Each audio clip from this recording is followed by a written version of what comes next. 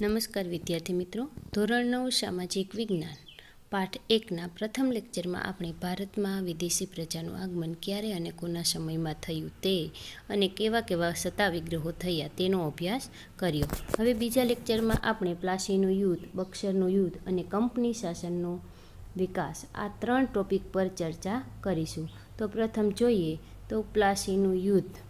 તો અહીં સ્ક્રીન પર જે ચિત્ર દેખાય છે તે પ્લાસીના યુદ્ધનું છે. તે 23 જૂન 1757માં થયું હતું.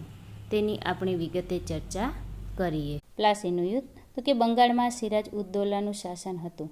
આ સિરાજ ઉદ્દૌલા છે એ સ્વભાવે ખૂબ જ ઉતાવળિયો હતો, જેથી તેના રાજ્યની અંદર ઘણા લોકો એના વિરોધી હતા.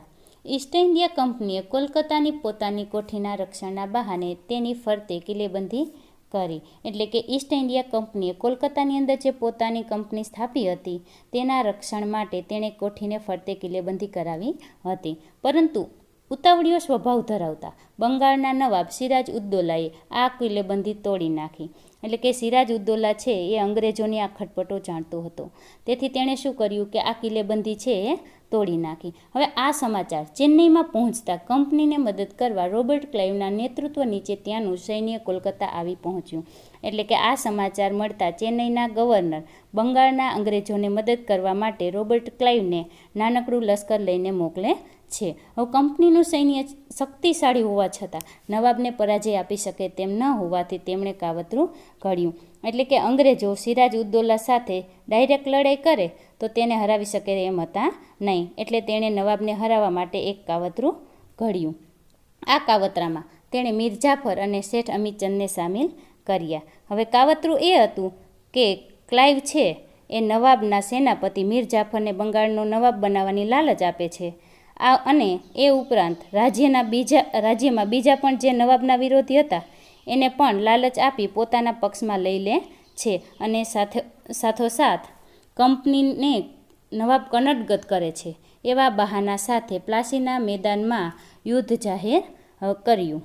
હવે છેલ્લે આ 2 પોઈન્ટ છે એની ખાસ નોંધ લેવી કે પ્લાસીનું યુદ્ધ ક્યારે થયું, તો કે 23 જૂન 1757માં લડાયું હતું. અને પ્લાસીનું મેદાન પૂછે તો મુર્શિદાબાદ એટલે કે પશ્ચિમ બંગાળથી આશરે 38 કિમીના અંતરે આવેલ છે.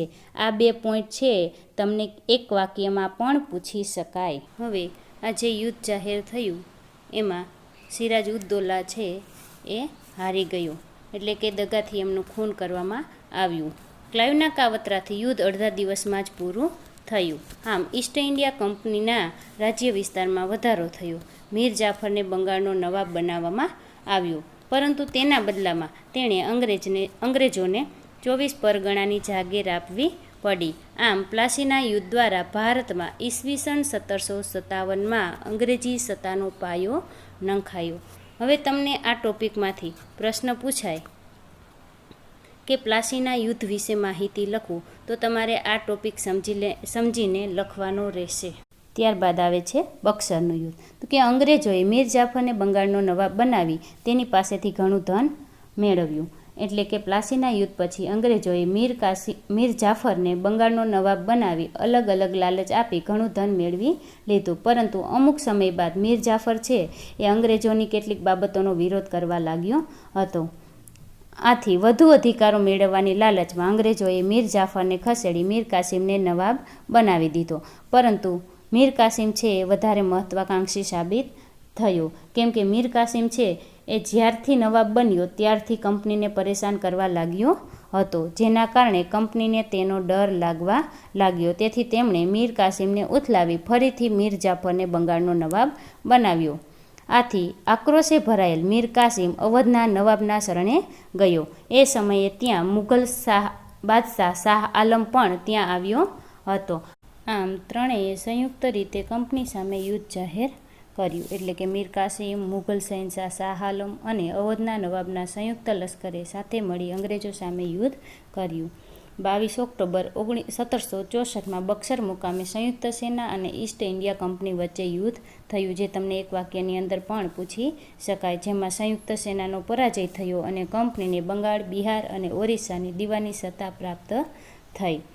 એટલે કે આ યુદ્ધમાં અંગ્રેજોની જીત થાય છે, મીર કાસિમ નાસી જાય છે અને મુઘલ શહેનશાહ શાહ આલમને અંગ્રેજોને બંગાળ, બિહાર અને ઓરિસ્સામાંથી જમીન મહેસૂલ ઉઘરાવવાની સત્તા આપવી પડે છે. અહીં આ સ્ક્રીન પર જે ચિત્ર બતાવેલ છે એ બક્સરના યુદ્ધનું છે, જે તમે જોઈ શકો છો કે ઈસવીસન 1764માં બક્સરનું યુદ્ધ થયું હતું અને એ બક્સર મુકામે થયું હતું. હવે આવે છે કંપની શાસનનો વિકાસ, કે અંગ્રેજ સરકારે નિયામક ધારો ઈસવીસન 1717માં પસાર કર્યો. એટલે કે અંગ્રેજ સરકારે આ જે નિયામક ધારો પસાર કર્યો હતો તેની મુખ્ય 3 જોગવાઈઓ હતી, જેમાંની પહેલી એ કહી શકાય કે આ ધારા હેઠળ તેણે બંગાળના ગવર્નરને ગવર્નર જનરલ બનાવી દીધો. બીજી, કંપની સરકારે કંપનીના વ્યાપારી અને રાજકીય હિતો તેના સીધા અંકુશ નીચે મૂક્યા. અને ત્રીજી જોગવાઈ કે તેની નીચે મદ્રાસ, મુંબઈના ગવર્નર અને તેની કાઉન્સિલને મૂકવામાં આવી. આ રીતે વોરન હેસ્ટિંગ છે એ ભારતનો પ્રથમ ગવર્નર જનરલ બન્યો. તમને એક વાક્યની અંદર પણ પૂછી શકાય કે ભારતનો પ્રથમ ગવર્નર જનરલ કોણ હતો? તો વોરન હેસ્ટિંગ. તેના સમયમાં મરાઠાઓ સાથે પ્રથમ મરાઠા વિગ્રહ અને મૈસૂરના હૈદર અલી સાથે દ્વિતીય મૈસૂર વિગ્રહ થયો. એટલે કે તેણે મરાઠાઓ સાથે અને હૈદર અલી સાથે વિગ્રહો કર્યા. એના કારણે કંપનીની મુશ્કેલીઓ વધવા લાગી. ત્યારબાદ કોર્નવોલિસ ગવર્નર જનરલ તરીકે આવ્યો. તેના સમયમાં મૈસૂરના વાઘ ગણાતા ટીપુ સુલતાન સાથે ત્રીજો મૈસૂરી વિગ્રહ થયો. એટલે કે મૈસૂરના ટીપુ સુલતાન સાથે કોર્નવોલિસ વિગ્રહ કરે છે, જે ત્રીજો મૈસૂરી વિગ્રહ હતો, જેમાં ટીપુ સુલતાનની હાર થઈ, તેથી તેણે સંધિ સ્વીકારવાની ફરજ પડી. ત્યારબાદ જોન સોર ગવર્નર જનરલ બન્યો. તેણે અપનાવેલ તટસ્થ નીતિના કારણે કંપનીની પ્રતિષ્ઠા ઘટી અને મરાઠાઓ વધુ શક્તિશાળી બન્યા. એટલે કે જોન સોરની તટસ્થ નીતિના કારણે કંપનીની સર્વોપરિતા ઘટવા લાગી, તેની પ્રતિષ્ઠા ઘટવા લાગી અને મરાઠાઓ વધુ શક્તિશાળી બન્યા. હવે કંપની સરકાર જોન સોર પછી ગવર્નર જનરલ વેલેસ્લીને ગવર્નર બનાવી તેના પર કંપનીને ભારતમાં સર્વોપરી બનાવવાની જવાબદારી સોંપે છે. આ માટે વેલેસ્લીએ સહાયકારી યોજના દાખલ કરી, જેની કેટલીક શરતો હતી, જે આ મુજબ છે. પહેલી શરત તો કે કંપની સરકાર તાલીમ પામેલું સૈન્ય યોજના સ્વીકારનાર રાજ્યને આપશે. આ સૈન્ય રાજ્યના આંતરિક અને બાહ્ય આક્રમણથી રાજ્યનું રક્ષણ કરશે. એટલે કે આ યોજના જે રાજ્ય સ્વીકારે તેને કંપની સરકાર એક તાલીમ પામેલું સૈન્ય તેને આપશે અને આ સૈન્યનું કામ એ હતું કે આ રાજ્ય પર કોઈ આંતરિક કે બાહ્ય આક્રમણ થાય તો તેનું રક્ષણ કરવું. તેના બદલામાં યોજના સ્વીકારનાર રાજાઓએ લશ્કરી ખર્ચ અથવા તેટલી આવક ધરાવતો પ્રદેશ અંગ્રેજોને આપવો. એટલે કે આ યોજના જે રાજ્ય સ્વીકારે તેને તે લશ્કરી ખર્ચ ઉપાડવાનો રહેતો, અથવા તો તે જે ખર્ચ થાય તેટલી ઉપજ આપતો તે જે પ્રદેશ હોય તે અંગ્રેજોને આપવાનો રહેતો. કંપનીની પરવાનગી વિના રાજ્ય અન્ય રાજ્ય સાથે યુદ્ધ કે સંધિ કરી શકશે નહીં. એટલે કે આ યોજના સ્વીકારનાર રાજ્ય છે તે કંપનીની પરવાનગી વગર અન્ય રાજ્ય સાથે યુદ્ધ કે સંધિ કરી શકશે નહીં. રાજ્યના દરબારમાં એક અંગ્રેજ પ્રતિનિધિ રાખવો. એટલે કે આ યોજના સ્વીકારનાર રાજ્યે ફરજિયાત પોતાના રાજ્યની અંદર એક અંગ્રેજી પ્રતિનિધિ રાખવાની ફરજ પડી. એ ઉપરાંત અન્ય વિદેશીને પોતાના રાજ્યમાં નોકરીએ રાખવો નહીં. એટલે કે કોઈ વિદેશીને પોતાના રાજ્યની અંદર નોકરીએ રાખવાની સખત મનાઈ કરવામાં આવી હતી. આ સહાયકારી યોજનાની મુખ્ય શરતો હતી. હવે આ યોજના સ્વીકારનાર રાજાઓ અને રાજ્યો વિશે માહિતી મેળવીએ. તો આ યોજના સ્વીકારનાર શાસકો અને રાજ્યો આ મુજબ છે: નિઝામ, મૈસૂર, અવધ, ગાયકવાડ, ભોંસલે, સિંધિયા, હોલકર, કે જે આ યોજનાનો ભોગ બને છે, કારણ કે આ યોજના છે એ મીઠા ઝેર જેવી હતી. આ યોજનાથી વેલેસ્લીએ ઘણા પ્રદેશો કંપનીમાં જોડી દીધા. એટલે કે વેલેસ્લીએ આ સહાયકારી યોજના સ્વીકારાવી ઘણા પ્રદેશોને કંપની સાથે જોડી દીધા હતા. એ ઉપરાંત વેલેસ્લીએ ટીપુ સુલતાનને આ યોજના સ્વીકારવા જણાવ્યું, પરંતુ ટીપુ સુલતાને આ યોજના સ્વીકારી નહીં. તેનો ઇનકાર થતાં અંગ્રેજોએ નિઝામનો સાથ લઈ મૈસૂર ઉપર 1799માં યુદ્ધ કર્યું. આ ચોથાએ મૈસૂરી વિગ્રહ દ્વારા લડતા ટીપુ સુલતાનનું મૃત્યુ થયું. વેલેસ્લી બાદ ગવર્નર જનરલ તરીકે હેસ્ટિંગ્સ આવ્યો. હવે તેણે ત્રીજો મરાઠા વિગ્રહ કરી કંપનીની સર્વોપરિતા સ્થાપી. વિલિયમ બેન્ટિંગ ભારતમાં અગાઉના ગવર્નર જનરલોની સરખામણીમાં ઉદાર ગવર્નર જનરલ તરીકે ઓળખાય છે. એટલે કે ત્યારબાદ ગવર્નર જનરલ તરીકે વિલિયમ બેન્ટિંગ ભારતમાં આવે છે. તે અગાઉના ગવર્નર જનરલોની સરખામણીમાં ખૂબ જ ઉદારમતવાદી સાબિત થયો. તેમણે રાજ્યમાં અસંતોષના કારણે એકતા ઊભી ન થાય તે માટે ઉદારમતવાદી કાર્યો કર્યા હતા. ત્યારબાદ ઈસવીસન 1848માં ભારતના ગવર્નર તરીકે ડેલહાઉસી આવ્યો.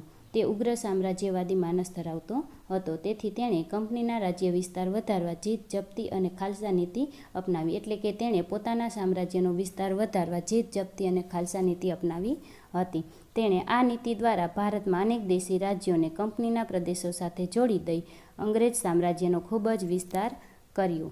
આમ સામ્રાજ્યનો વિસ્તાર વધારી પોતે એક ઉગ્ર સામ્રાજ્યવાદી માનસ ધરાવે છે એ સાબિત કર્યું. આ ઉપરાંત તે એક સુધારાવાદી પણ હતો. તેના કેટલાક સુધારાઓ જોઈએ તો તેણે ભારતમાં પ્રથમ રેલવે ઈસવીસન 1853માં મુંબઈ અને થાણા વચ્ચે શરૂ કરી. ભારત અને ઇંગ્લેન્ડ વચ્ચે તાર વ્યવહારની પણ શરૂઆત કરી. જાહેર બાંધકામ ખાતાની સ્થાપના કરી. અંગ્રેજી કેળવણીની વ્યવસ્થા કરી.